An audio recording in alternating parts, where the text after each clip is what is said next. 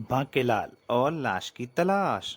दोस्तों, आपने इसके पहले भाग में पढ़ा कि राजा विक्रम सिंह के पुत्र के उपलक्ष्य में नामकरण के उपलक्ष्य में महाभोज का आमंत्रण होता है। कई देशों के राजाओं को बुला रखा होता है, किंतु तभी एक आदमी आता है और लालगढ़ की कहानी बताकर मर जाता है, जहाँ पर इस समय सब लोग भूख से मर रहे होते हैं। तो राजा विक्रम सिंह बांकेलाल को लालगढ़ के लिए रवाना करता है अन्न और खाद्यान्न के साथ, परंतु बांकेलाल बीच में ही उस सब खाने पीने को और पैसे को खर्च कर देता है। और जब वहाँ पहुँचता है तो वह उन्हें बहाना बना देता है, परंतु तभी बड़के और छुटके बांकेलाल को मारने के लिए तीर छोड़ देते हैं, जो कि बांकेलाल को जो राक्षस खाने जा रहा होता है उसे लग जाता है। और फिर उसके बाद बांकेलाल वापस चल देता है। और जब बांकेलाल वापस विशालगढ़ पहुंचता है तो उसे पता लगता है कि महामंत्री धर्म सिंह का खून हो गया है। अब उसके आगे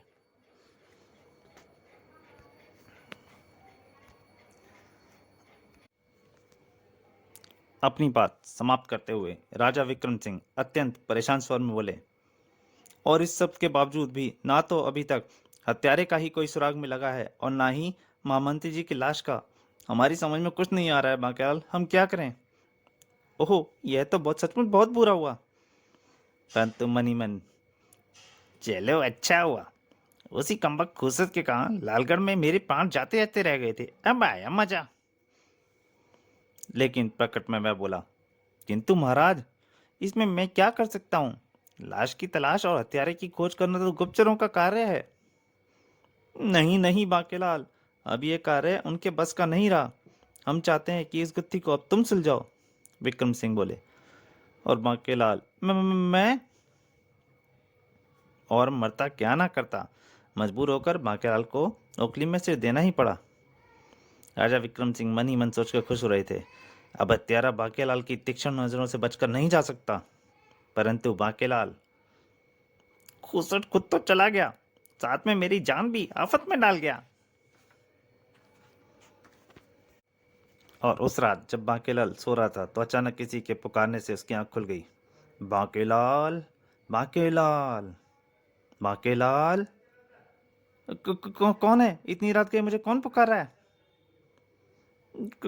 कौन है भाई? सामने क्यों नहीं आता? तभी खिड़की पर महामंत्री धर्म सिंह प्रकट हुए। ये मैं हूं बांकेलाल, महामंत्री धर्म सिंह। और बांकेलाल ने जैसे ही महामंत्री धर्म सिंह को देखा, उसकी घिघी बंध गई। महामंत्री धर्म सिंह की लाश? बाप रे! उसने चद्दर ऊपर ओढ़ ली और चिल्लाने लगा, भूत भूत भूत भूत भूत। उसकी बहुत भूत की आवाज बाहर पहरेदार ने सुनी। भूत! कुछ ही देर में पूरे महल में आग हो गई। राजा विक्रम सिंह बांकेलाल के कक्ष में दौड़े। भूत भूत, ये आवाज तो बांके की है। और फिर बांके, बांकेलाल उठो, कहाँ है भूत? वो भूत, बचाओ बचाओ, यहाँ तो कोई नहीं है। उधर वो रहा। ओ, वह तो आईना है बांकेलाल, उठो, तुमने अपनी ही हम शक्ल देखी होगी और अंधेरे में वह तुम भूत जैसी लगी होगी। ही। सारे सैनिक हंस पड़ते। हा हा हा हा, क्या? परंतु बांकेलाल बोल पड़ा, लेकिन महाराज, मैंने महामंत्री धर्म सिंह का भूत देखा है, मुझे पुकार रहे थे। महामंत्री धर्म सिंह का भूत? यह क्या कह रहे हो बांकेलाल? भूत, महामंत्री जी का भूत? मैं सच कह रहा हूँ महाराज, ऐसा लगता है कि मृत्यु के पश्चात महामंत्री जी की आत्मा अभी भी भटक रही है। तुम्हें अवश्य ही वहम हुआ है। चलो अब सो जाओ, सुबह उठकर तुम्हें हत्यारे व लाश की तलाश करनी है। और हाँ, दरवाजा भीतर से बंद कर लेना। ठीक है महाराज। इसका मतलब मैं सच में सपन देख रहा था। इतना कहकर महाराज तो चले गए थे, परंतु बांकेलाल के दिमाग में एक नई खुराफात। मिल गया, इस मनुष्य कालों से पीछा छुड़ाने का मौका मिल गया। अगर मैं महल में महामंत्री के भूत का प्रचार कर दूं तो सब लोग महल छोड़कर यहाँ से चले जाएंगे और मैं चुपके से भीतर आकर आराम से यहाँ रहूंगा। वो मारा पापड़ वाले को। उसी रात प्रधान रसोइये शरीफ चंद के कक्ष में। उफ, कौन है? उसने उठकर देखा तो लौकी लगी थी उसके हाथ में। लौकी? अचानक एक सरसराता हुआ टमाटर उसकी नाक पर आकर फट गया। फट! भयभीत शरीफ चंद के मुंह से गिघियाई सी आवाज निकली। कौन? इसी क्षण एक खरखराती आवाज वहां गूंज उठी। मुझे नहीं पहचाना शरीफ चंद, मैं हूँ महामंत्री धर्म सिंह। बू। तूने मुझे मरते हुए तो देखा, लेकिन मुझे बचाने की कोई चेष्टा नहीं की। मूर्ख, अब मैं तुझे भी मारकर प्रेत योनि में शामिल कर लूंगा। हा हा हा हा हा। नहीं नहीं, बचाओ, अरे कोई बचाओ रे, भूत भूत। शरीफ चंद चिल्ला उठा था बुरी तरीके से। भूत भूत भूत। परंतु बाहर नजारा ही कुछ और था। ये करामात थी बांकेलाल की। ही। अब ये लबादा छिपाकर चलूं शरीफ चंद की खबर लेने। कुछ ही देर में, अरे शरीफ चंद क्या हुआ, तुम इतने घबराए हुए क्यों? बांकेलाल जी, मैंने भूत देखा है, महामंत्री का भूत। महामंत्री का भूत? जी हाँ बांकेलाल जी, वह मुझे मार डालेगा। मैं अब यहाँ एक क्षण भी नहीं रहूंगा। मैं जा रहा हूँ महल छोड़कर। रात्रि के अंतिम पैर पर अचानक राजमहल के उद्यान के माली की नींद टूट गई। इस समय कौन होगा बाहर? उसने जरूर गेट खोला। जरूर कोई आसपास छिपा है और मूल बूढ़े का मजाक कर रहा है, गायब हो गया। परंतु दूसरे ही पल माली के गले से चीख निकल गई। उसका पैर एक फंदे में पड़ा था और फंदे से लटक गया था, और वह उल्टा लटक गया। बचाओ बचाओ। ओहो हा, तुझे मेरे हाथों से कोई नहीं बचा सकता। इस खरखाते स्वर को सुनकर माली की गिग्गी सी बंद गई। वह हकलाकर बोला, कौन हो तुम? सामने क्यों नहीं आते? मुझे नहीं जानता मूर्ख, मैं महामंत्री धर्म सिंह का भूत हूँ। आहा हू, आज मैं तेरा गर्मा गर्म खून पीऊंगा। और भूत का नाम सुनते ही माली चीख मारकर बेहोश हो गया। बांकेलाल ने तुरंत रस्सी छोड़ दी। चलो, ये भी अच्छा हुआ कि ये बेहोश हो गया। अब इससे पहले कि कोई इधर आ निकले, मुझे इसके पाँव से रस्सी निकाल लेनी चाहिए। फिर वैसे ही बांकेलाल ने रस्सी निकालकर झाड़ियों की ओर फेंकी कि चीख की आवाजें किधर से आई थीं? सैनिक आ पहुंचे थे। अरे वह कौन खड़ा है? वह बांकेलाल जी आप? मैं तो यहाँ चीख की आवाज सुनकर आया था, किंतु अब तुम देख कर रहे हो, जल्दी से उठाकर राजवैद्य जी के पास ले चलो। और फिर होश में आते ही माली अपना बोरिया बिस्तर समेट कर वहां से ऐसे भागा जैसे उसके पीछे सैकड़ों भूत लग पड़े हों। अरे सुनो तो राम सिंह, कहाँ भागे जा रहे हो? यह महल अब भूतिया महल बन गया है, अब मैं यहाँ एक पल नहीं रुकूंगा। रातों रात भूत का इतना प्रचार हो गया कि सूरज उगने से पूर्व ही महल के आधे कर्मचारी महल छोड़कर भाग चुके थे। अगले दिन, बाकेलाल, ये सब क्या हो रहा है? हमारी तो कुछ समझ में नहीं आ रहा। समझ में तो मेरी भी कुछ नहीं आ रहा है। मैं तो केवल इतना कहूंगा महाराज कि इतने सारे लोग झूठ नहीं बोल सकते। फिर स्वयं मैंने अपनी आंखों से भी भूत देखा है। महाराज, मेरी तो राय है कि महल खाली करके आप भी दूसरे महल में चले जाएं। मैं इस रहस्य का पता लगाने की चेष्टा करूंगा, लेकिन इस बीच अगर कहीं आपको कुछ हो गया तो मैं किसी को मुंह दिखाने के लायक नहीं रहूंगा। और बांकेलाल की बात सुनकर विक्रम सिंह को एक सपना आया, जिसमें धर्म सिंह विक्रम सिंह का गला दबा रहा था। भूतों का क्या भरोसा है, वह किसी के साथ कुछ भी दुष्ट हरकत कर सकते हैं। महाराज की जय हो। महाराज, हम सब इस महल में नहीं रहेंगे। अगर हमें कुछ हो गया तो हमारे बीवी बच्चों को क्या होगा? हम यहाँ से जाने का निश्चय किया है।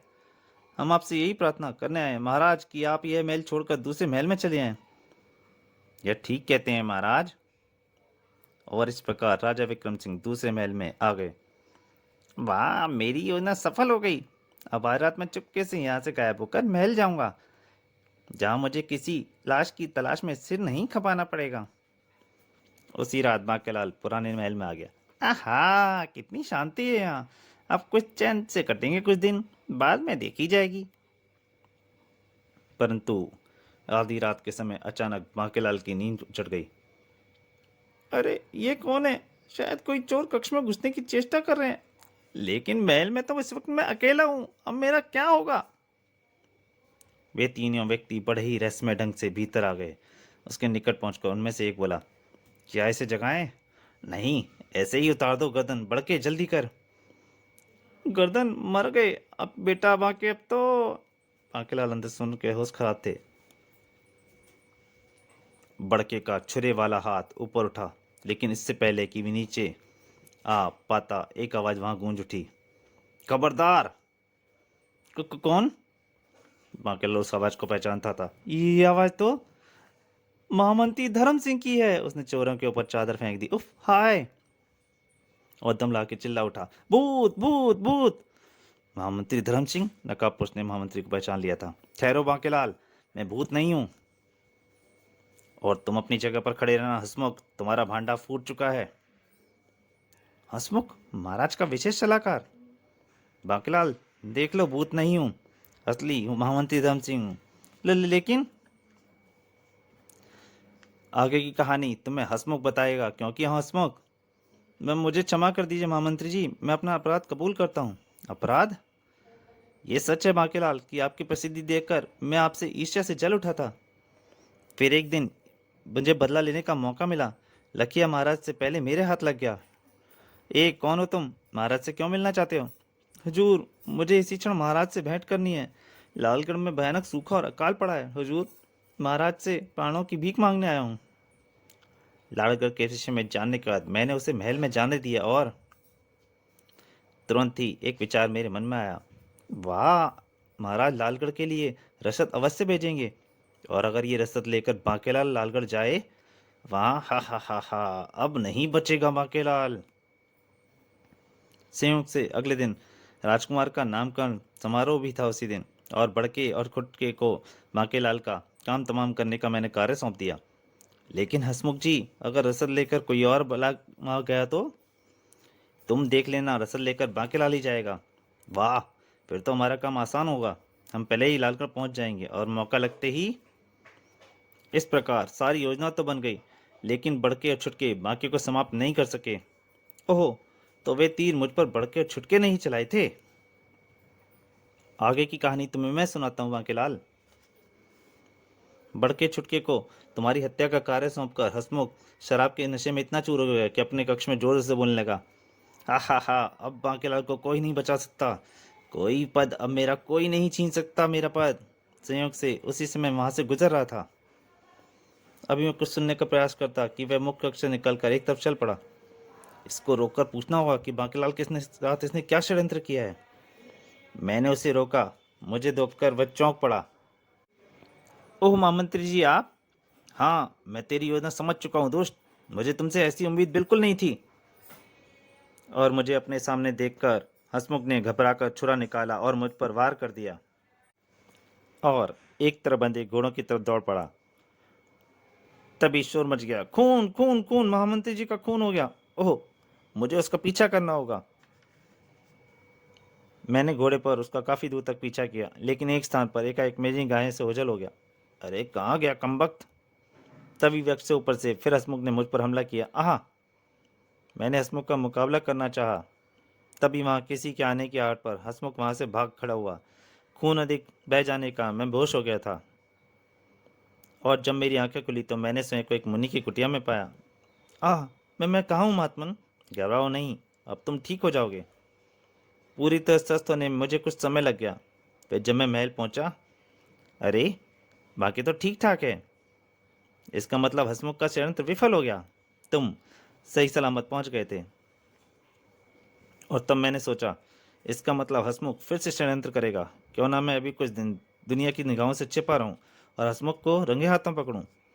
ऐसा सोचकर मैं वापस चल पड़ा, और फिर रात होते ही मैं अपनी योजना तुम्हें समझाने तुम्हारे कक्ष की खिड़की पर पहुंचा और तुम्हें पुकारा, बांकेलाल, बांकेलाल। लेकिन तुमने भूत समझ लिया और शोर मचा दिया, मुझे वहां से भागना पड़ा। भूत भूत! ओ, बांके ने सब गड़बड़ कर दी। फिर अगले दिन ही मेरे भूत का प्रचार आरंभ हो गया। मेरा भूत महल में देखा गया, आश्चर्य! मुझे लगा कि कहीं इसमें भी हंसमुख की कोई चाल तो नहीं है। फिर एक दिन महल खाली हो गया और मैंने तुम्हें रहस्यमय ढंग से महल में दाखिल होते देखा। अब जब महल में कोई नहीं रहा तो बाकी भीतर क्यों जा रहा है? मैं अभी महल में घुसने की सोच ही रहा था, तब ये तीनों शैतान भी महल में मुझे घुसते दिखाई दिए। ओह, ये शैतान भी यहाँ, मामला कुछ गड़बड़ है। और इसके बाद तो तुम जानते हो बांकीलाल जी कि क्या हुआ। उफ! मेरी चैन व आराम से रहने की सारी योजना चौपट हो गई। अब तो मुझे ऐसा नाटक करना पड़ेगा जैसे महामंत्री की लाश की तलाश, मेरा मतलब महामंत्री का पता मैंने ही लगाया है। सहमत सा महामंत्री ने पूछा।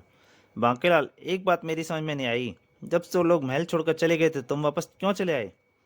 वो इन्हीं दुष्टों की तलाश में महामंत्री जी। लालगढ़ में बड़के छुटके के आक्रमण के बाद मुझे इनके षड्यंत्र का आभास हो चुका था। तब मैंने सोचा कि आपके भूत का प्रचार करके यह महल खाली करवा लूं, फिर अकेला पाकर हत्यारे मुझ पर आक्रमण अवश्य करेंगे। अगर आप कुछ और देना आते तो मार मार कर इनका सूरो बनाने वाला था। ओ, आप महान हैं बांकेलाल जी, और मैं मूर्ख आपकी योजना ना समझ सका। यही मौका है। और इसी पर हंसमुख महामंत्री पर टूट पड़ा। लेकिन अब मैं तुम्हें कुछ और समझने का मौका नहीं दूंगा महामंत्री। ओह, हा हा हा, अब तुम दोनों मरोगे और इस महल में रहूंगा मैं। वाह उस्ताद, क्या हाथ चलाया, खत्म कर दो दोनों को। ठीक उसी क्षण एक झटके से धरती कांप उठी। ओ ये क्या, भूकंप! भागो बांकेलाल! विक्रम सिंह महामंत्री धर्म सिंह भाग चुके थे। बाप रे, आज तो मर बेटा बांके! और जैसे ही कक्ष से बाहर निकले, कक्ष की छत गिर गई थी। और तेज दौड़ो बांके! तभी झटका खाकर दोनों गिर पड़े और गिरते ही बांकेलाल बेहोश हो गया। और फिर जब होश आया तो, मैं कहाँ हूँ? हमारे दूसरे महल में। ठीक उसी क्षण महल की पूरी इमारत ध्वस्त हो चुकी थी वहां पे पहले। अरे महाराज आप! उठो बांकेलाल, अब सब ठीक है। हाँ बांकेलाल, महामंत्री जी ने हमें सब कुछ बता दिया है। अगर हम सब लोग मैं पुराना महल छोड़कर ना इस नए महल में ना आते तो ना जाने आज क्या अनर्थ हो जाता। भूकंप में सब कुछ तहस नहस कर दिया है वहां पे। लेकिन बांकेलाल, तुमने अपने प्राणों में संकट में क्यों डाला? अगर अकेला पाकर वे हत्यारे तुम्हें। ओ, मेरे कारण ये सब बच गए, लानत है मुझ पर। काश महल से बाहर ना करता तो चला, और मैं ही खुद चला गया होता तो शायद इस दूसरे महल में मालिक मैं ही होता। मैं ही बुद्धू हूँ। लेकिन अब तो पासा पलट चुका था। बांकेलाल नई बात बनाकर बोला, नहीं महाराज, दरअसल मुझे भूकंप का महल में ढह जाने की पूर्व जानकारी कुछ दिन पूर्व स्वप्न में भगवान शंकर के कारण हो चुकी थी। लेकिन मैं चाहता था महामंत्री जी की लाश की तलाश व हत्यारे की खोज भी लगे हाथों कर ली जाए। और आप तो जानते ही हैं कि भगवान शंकर की मुझ पर कितनी कृपा है, इसलिए वे अपना कोई भी कार्य अधूरा नहीं छोड़ता मैं। वाह बांकेलाल, आज तो तुम्हें हम सबको अपना गुलाम ही कर लिया। और तब राजा विक्रम सिंह ने घोषणा की, साथियों, इस दिन महामंत्री जी का हमने उत्तरदान नाम का समारोह रद्द करना पड़ा था, लेकिन अब यह समारोह अगले सप्ताह मनाया जाएगा, जिसमें बांकेलाल जी राजकुमार के लिए कोई अच्छा सा नाम सोचकर रखेंगे। और सब बांकेलाल की जय जयकार उठे। बांकेलाल की जय बोलो, बांकेलाल की जय। और इधर बांकेलाल सोच रहा था, इनाम की जगह नाम, लानत है बांके तेरी किस्मत पर। तो दोस्तों, अगर ये कॉमिक आपको अच्छी लगी हो तो प्लीज़ लाइक कीजिए, और हो सके तो ज़्यादा से ज़्यादा शेयर कीजिए। धन्यवाद।